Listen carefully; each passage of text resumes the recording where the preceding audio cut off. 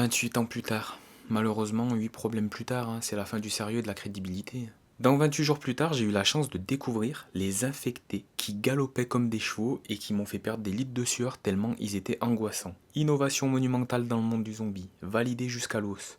Mais là, les gros bébés joufflus, rampants, esthétiquement, en vrai, je les trouve plus proches d'un bestiaire de Silent Hill que dans l'univers de 28. Secondement, là, toi, avec ta grosse poutre, mais la chance que t'as. On te neutralise, on te laisse tranquille comme une pâquerette au milieu d'un pâturage alors que t'es une arme. T'es le truc le plus dangereux du film. Et bah non. Pour moi, ta survie, mais elle casse la crédibilité de l'œuvre. Et le bébé, à mes yeux, ça n'engage que moi. Mais pour moi, sa naissance, elle est aussi crédible que s'il était né dans le panier. Né sain et sauf. Il y a un nombre incalculable de virus qui peuvent passer de la mère à l'enfant, pendant la grossesse, à l'accouchement. Mais oui, le placenta protecteur, pourquoi pas, hein, le grand docteur Jaune Pisse l'a dit, hein, croyons-le. Hein. Mais bon, même si ça reste possible, pour moi c'est le virus de la fureur, merde. Et trop d'humanité dans les infectés, j'apprécie pas. Le virus, il a perdu de son panache, il a perdu de sa fureur. Un autre souci, le cliché du militaire qui crie et qui tire sans réfléchir là. Le gars il se plaint de manquer de munitions, mais juste pour le drama, là, caler une praline à un bébé qui arrive même pas à se retourner, ah bah il a le sens du danger et des priorités ce soldat. Ah bah tiens, grâce à lui on a eu l'explosion la plus folle de l'histoire. Pas de brûlure, pas de surdité, pas d'onde de choc, pas de chaleur, rien. J'ouvre à peine mon four trop vite, ma tête elle crame comme la pizza, et là des persos sains et saufs. Trop gros pour moi, hein. Où est passé le sérieux de 28 jours plus tard en fait? Passons au doc, tu lui emmènes ta maman malade, et en une nuit, il te fait un plat au four, et tu repars avec un doggy bag. Et sans traumatisme, hein, tout va bien. Costaud le gamin, très costaud mon Spike. Les sons, souviens-toi que tu vas mourir.